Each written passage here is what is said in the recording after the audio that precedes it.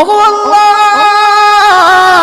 ওগো মালিক, তুমি ছাড়া তো আমাদের আর কেউ নাই, তুমি ছাড়া তো আমার আর কেউ নাই। আল্লাহ গো, তুমি যদি মাফ না করো কে আমাকে মাফ করবে? তুমি যদি মাফ না করো কে আমাকে মাফ করবে? তুমি যদি আমাকে মাফ করো তাহলে তোমার কোনো দিকে কমবে না, তুমি যদি আমাকে মাফ না করো তোমার কোনো দিকে বাড়বে না।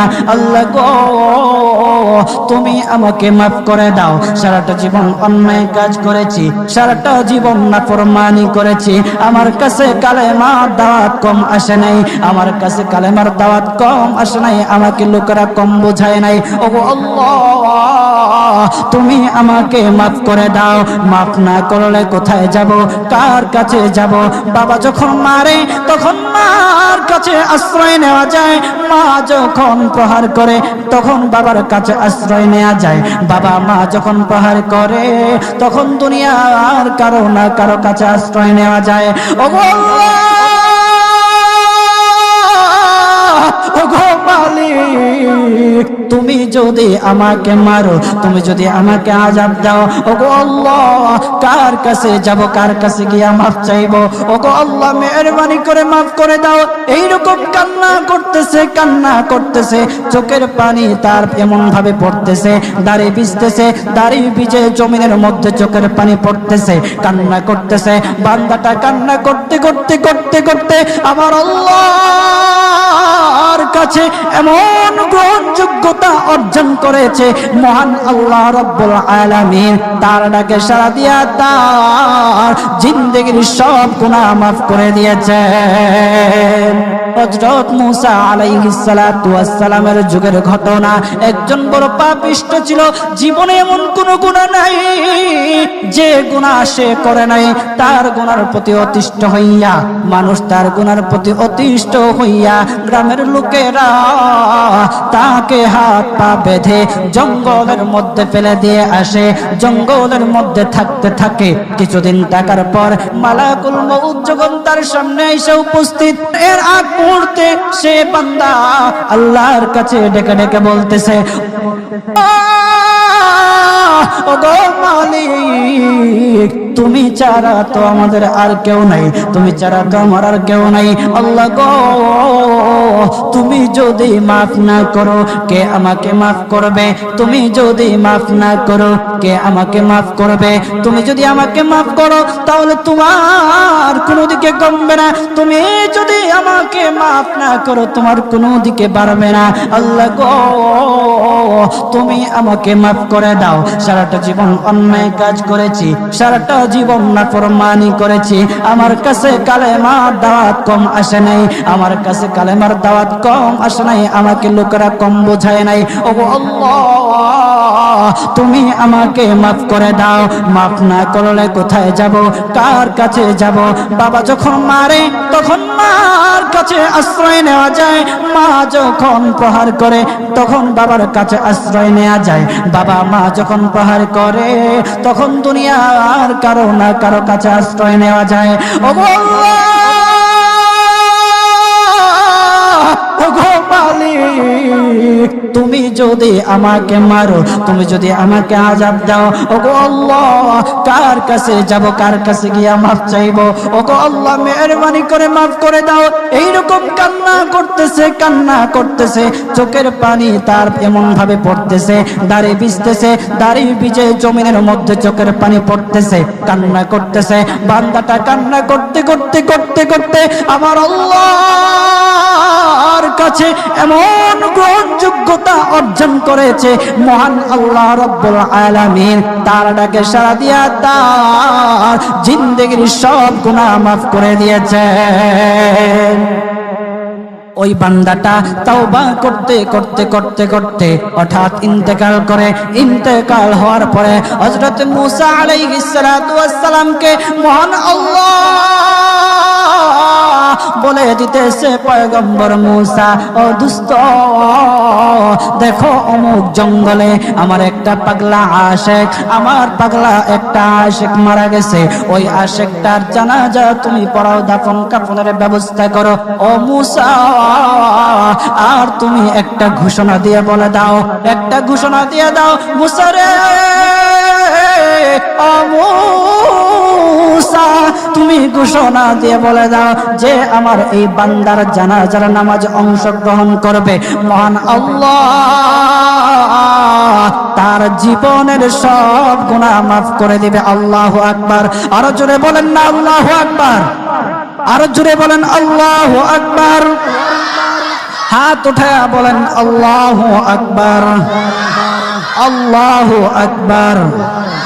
মুসলমান বাবাজি, গভীর মনোযোগ। হযরত মূসা আলাইহিস সালাতু ওয়াস সালাম একটা পাহাড়ের উপরে উঠলেন। পাহাড়ের উপরে ওঠার পর তখন ডেকে ডেকে বলতেছে, ও উম্মতেরা রে, আমার উম্মতেরা শোনো, আল্লাহ রাব্বুল আলামিন একটা সুসংবাদ দিয়ে দিয়েছে। আমার আল্লাহ রাব্বুল আলামিনের একটা আশিক একটা ওই অমুক জঙ্গলের মধ্যে মারা গেছে, ওই পাগলা আশিকের জানাজার নামাজ অংশগ্রহণ করো। যদি জানাজার নামাজ পড়ো তখন আমার আল্লাহ তোমাদের জীবনের সব গুনাহগুলি মাফ করে দেবে।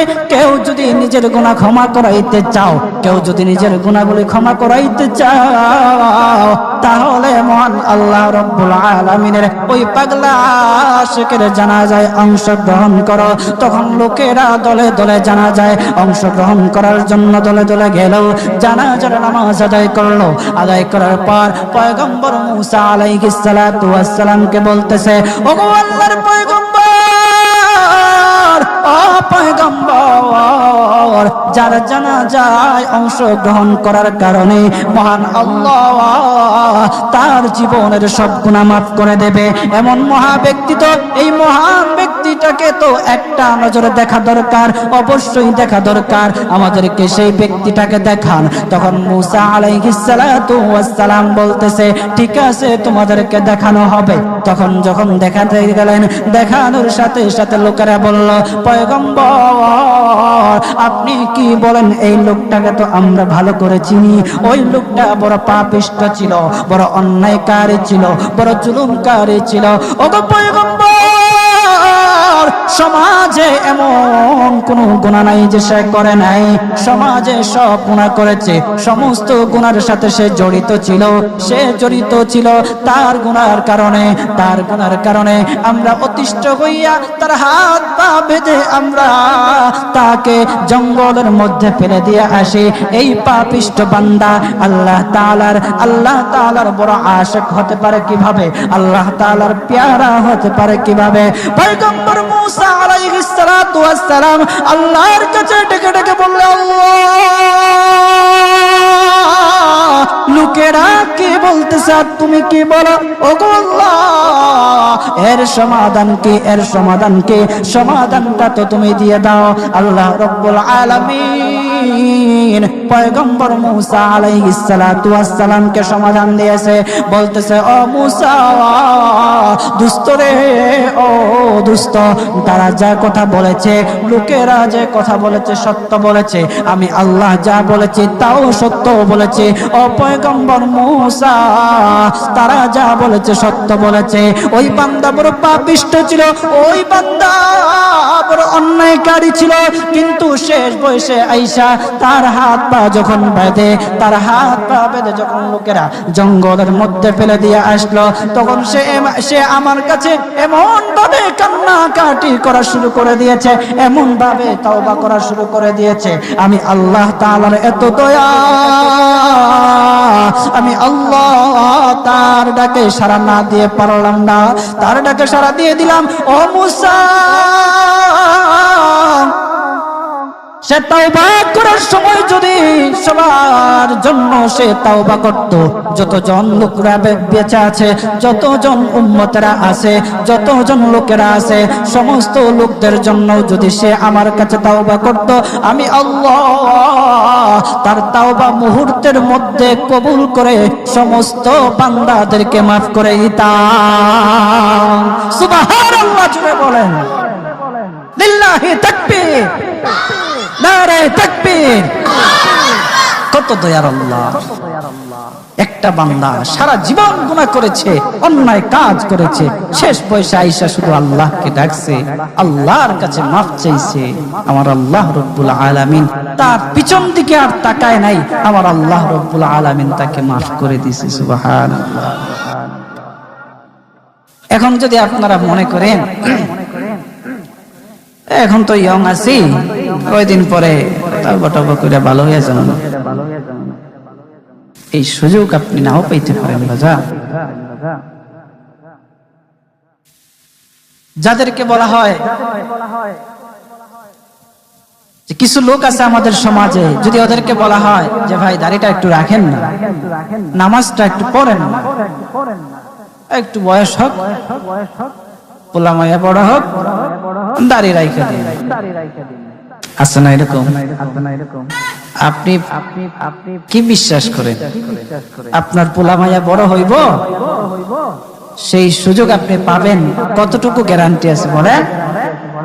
বাবার আগে ছেলে চলে যায়, ছেলের আগে বাবা চলে যায়, আবার নাতির আগে দাদাও চলে যায়, আর দাদার আগে নাতিও চলে যায়। ও বাজার, সময় নেই, সময় নেই। গভীর মন দিয়ে একটু চিন্তা করেন, চোখটা বন্ধ করেন। মাঝে মধ্যে আমার এমন উপলব্ধি হয়, চোখটা যখন বন্ধ করে দেই, বন্ধ করে দিয়ে যখন চিন্তায় লাগে, তখন মনে মনে ভাবি, হায় রে, এত কিছু কার জন্য করতেছি? এই মুহূর্তে যদি মালাকুল মউত আমার সামনে আইসা যায়, আমাকে নিয়ে যায়, আমি তো সাদা কাফনের প্যাকেট পেয়ে যাব। এই সম্পদ নেয়ার জন্য, আমার জিনিসপত্র নেয়ার জন্য আমার আত্মীয় স্বজনরা খাড়াখাড়ি করে, আমি কার জন্য কি করতেছি? অন্তরটা তখন ফেটে যাওয়ার মতো। আমরা কি করতেছি? কার জন্য করতেছি?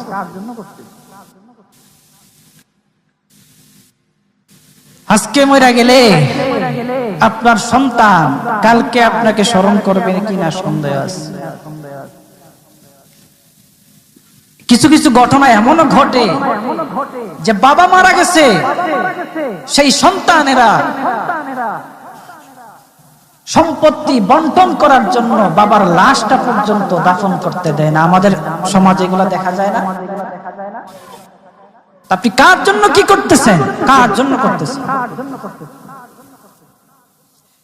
কি করিলাম দুনিয়াতে আসিয়া,